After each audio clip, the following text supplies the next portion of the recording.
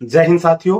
CRPF के अंदर technical tradesman 2023-24 vacancy का रिजल्ट डिक्लेयर हो चुका है। अब इसके अंदर एक सीआरपीएफ के अंदर सफाई कर्मचारी की ट्रेड थी। अभी जिन बच्चों का रिजल्ट डिक्लेयर हो चुका है, अभी उनके सामने अभी नेक्स्ट जो प्रोसेस है फिजिकल और स्किल टेस्ट को लेके है। अब सफाई कर्मचारी का फिजिकल तो ज्यादा हार्ड नहीं है, क्योंकि रनिंग तो नॉर्मल सी है। बाकी हाइट, वेट और चेस्ट होना है। अब जिस बच्चे की हाइट कमजोर है या चेस्ट या वेट में प्रॉब्लम है, वही फिजिकल में निकलेंगे। रनिंग लगभग बच्चे पास कर देते हैं।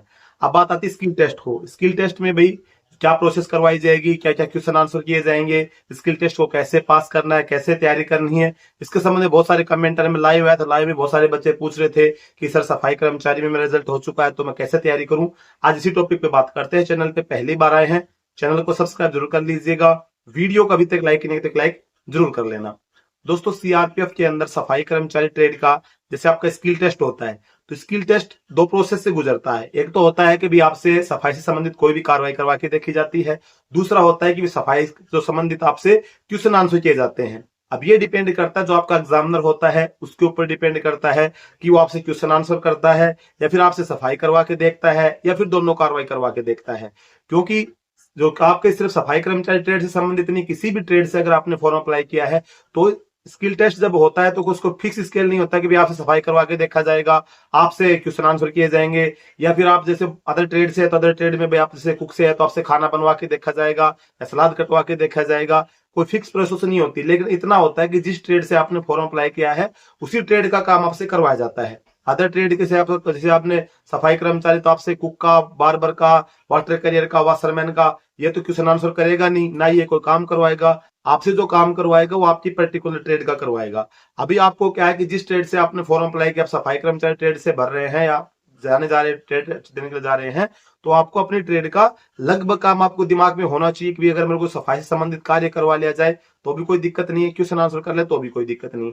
अब इसमें काम आपसे क्या क्या करवा सकता है उसकी बात करें। सबसे पहले क्वेश्चन आंसर की बात बाद में करेंगे। अब इसके अंदर सबसे पहले होता है आपको टॉयलेट सफाई के लिए। आपको टॉयलेट सफाई के लिए बोल देगा, जैसे टॉयलेट से संबंध सफाई से संबंधित जो उपकरण आपके सामने रख देगा, आपको बोल देगा भी आपको टॉयलेट की सफाई करनी है। अब टॉयलेट की सफाई करने से पहले आपको देखना है कि भाई जो उपकरण है साफ सफाई के, जैसे आपको ग्लव्स रखे तो ग्लव्स पहनना है, मास्क रखा तो मास्क पहनना है, वो हाई एंकल शूज है तो वो शूज पहनने हैं। उसके बाद फिर आपको जैसे टॉयलेट के अंदर आपको हार्पिक यूज करना, ब्रश यूज करनी है, उस हिसाब से फिर आपको वो सफाई से संबंधित पहली प्रोसेस करके आपको वो देखना है। दूसरा, फिर जैसे आपने सफाई होगी तो बढ़िया से हैंड वॉश वगैरह करके फिर आप एग्जामिनर के पास जा सकते हैं। एक प्रोसेस तो ये होती है। दूसरी प्रोसेस ये होगी कि भाई आपको शीशा वगैरह साफ करना है, तो शीशे के लिए आपको बता देगा भाई ये आइटम रखे, इसमें से आपको उठाना है और आपको शीशा साफ करना है। तो कोलिन से आपको शीशा साफ करना है। कोलिन रखा आपके पास में या न्यूज़पेपर रखा है या कोई साफ कपड़ा रखा है तो आपको कोलिन से सफाई करके शीशे को साफ करना है। इसके अलावा आपको फर्श साफ करने के लिए बोल सकता है, आपको झाड़ू लगाने के लिए बोल सकता है, झाड़ू बनाने के लिए बोल सकता है। जैसे बांस की झाड़ू होती है, लंबी झाड़ू आपने देखी होगी। सफाई कर्मचारी जो नगर निगम के आते हैं आपके गांव में, शहर में भी आते होंगे, वो सफाई का आपने शहर में गए हो तो आपने देखा होगा बड़ी झाड़ू से झाड़ू लगाते हैं। तो आपके साथ पास में बांस की झाड़ू रख दी जाएंगी, एक डंडा रख दिया जाएगा, तो आपको उसको झाड़ू बनाने की प्रोसेस पूछ सकता है कि आपको झाड़ू बना के दिखाइए और झाड़ू मार के दिखाइए। तो ये चीज आपसे करवा सकता है। इसके अलावा मतलब सफाई से संबंधित पंखा हो गया, दीवारें हो गई, फर्श हो गया, खाली मतलब ग्राउंड हो गया, उसको सफाई करना है।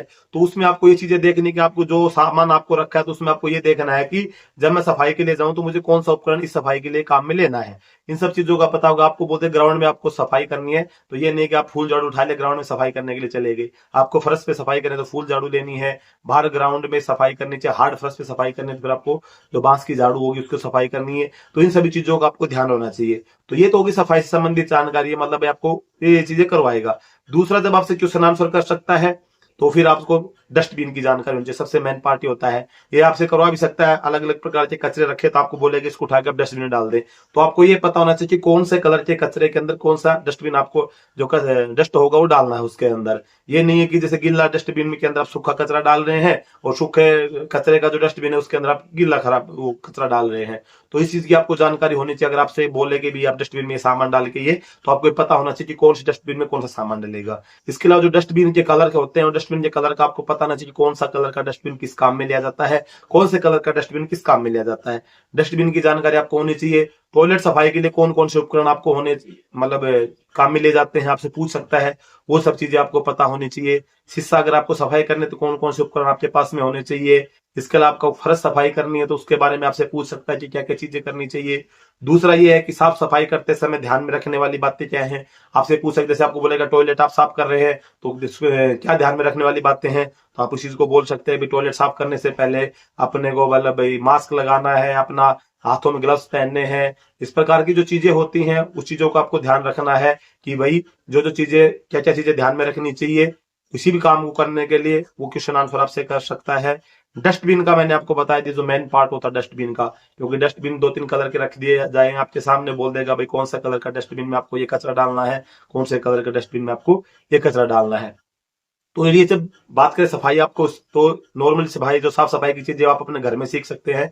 आपके घर में भी डेली झाड़ू पोछा लगता होगा, टॉयलेट सफाई भी होती होगी, बाथरूम सफाई भी होती होगी, घर के शीशे वगैरह साफ होते होंगे। तो ये जो सभी चीजें हैं आप अपने घर में रह के सीख सकते हैं। जो आपकी घर के अंदर आपकी मदर है, आपकी सिस्टर है, जो भी घर का साफ सफाई का काम करती है, आप उसके हेल्प लेके उससे पूछ सकते हैं भाई हार्पिक, अगर टॉयलेट को साफ करना है तो आप हार्पिक लगा के किस प्रकार से इसको साफ करना है। फर्श के ऊपर आपको जब पोछा मारना है तो पानी के अंदर क्या क्या कैसे डालना है, कितनी मात्रा में डालना है। उसके बाद में जब झाड़ू लगानी है, फुल झाड़ू लगाना किस प्रकार से है।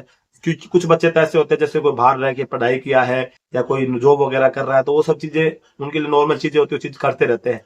कुछ बच्चे ऐसे होते हैं जैसे भी 10+2 पास किए हैं, वो घर से बाहर नहीं निकले हैं, घर में कार्य में भी हाथ नहीं बटवाते हैं, तो उनको थोड़ी बहुत दिक्कत आती है कि छोटी छोटी चीजें करने में थोड़ी प्रॉब्लम आती है। तो ये सभी जो चीजें होती है आप अपने घर के अंदर रह के भी सीख सकते हैं। ये नहीं कि अभी आपको इसके लिए कोई सी इंस्टीट्यूट में जाने की जरूरत है। और बाकी जो सफाई से संबंधित उपकरण होते हैं, सफाई से संबंधित सावधानियां होती हैं, किन चीजों का ध्यान रखना होता है, ये सभी चीजें आप गूगल की सहायता से देख सकते हैं। बहुत सारी आपको वेबसाइट मिल जाएंगी जो आप इन सब चीजों के बारे में जानकारी दे सकते हैं, बहुत सारे वीडियोज मिल जाएंगे। और ज्यादातर तो आप जब खुद प्रैक्टिकल करेंगे, आप अपने घर के अंदर ये सभी चीजें करके देखेंगे तो आपको खुद समझ में आ जाएगी। बाकी जैसे आप सफाई कर्मचारी का एग्जाम देने के लिए जाए, अगर आपको बोल दे कि भी आपको टॉयलेट साफ करना है, को गटर के अंदर भी थोड़ा साफ सफाई कुछ भी बोल देगा, तो उसमें आपको हिचकना नहीं है कि मैं ये काम नहीं कर पाऊंगा।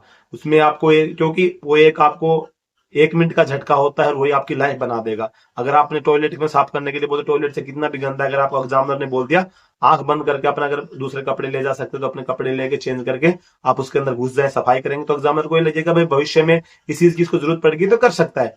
लेकिन अगर आपको बोलेगा टॉयलेट सफाई कर दो, आपने तो घर में कभी झाड़ू भी हाथ में नहीं उठाया है और आप उसको बोल दिया टॉयलेट सफाई कर दो, आप मना कर रहे सर ये तो नहीं होगा, ये तो गंदा ज्यादा है, इसमें तो पानी नहीं है, इसमें ये नहीं है, इसमें वो नहीं है, तो एग्जामिनर सोचेगा भाई इसके बस की बात नहीं है। तो जब भी जो भी काम आपको करने के लिए बोलते उसमें हिचक नहीं करना है, कर्म में कोई शर्म नहीं है। अगर आपने सफाई कर्मचारी ट्रेड से आप भर रहे हैं, फॉर्म भर रहे हैं, नौकरी पाना चाहते हैं, तो भविष्य में आपको ये काम करना है। तो आपको उस टाइम पे इस चीज को देखना है कि भाई जो चीज बोला है, मेरे को नाली सफाई करने के लिए बोला है, तो वो चीजें भी किस प्रकार से करनी है। सभी चीजों की छोटी छोटी चीजें जो साफ सफाई संबंधी जो भी होते हैं अपने घर के अंदर से ले लो कि हमारे घर के अंदर हम क्या क्या चीजें सफाई कर सकते हैं, उनको सफाई करने के लिए हमको क्या क्या चीजों की जरूरत पड़ती है।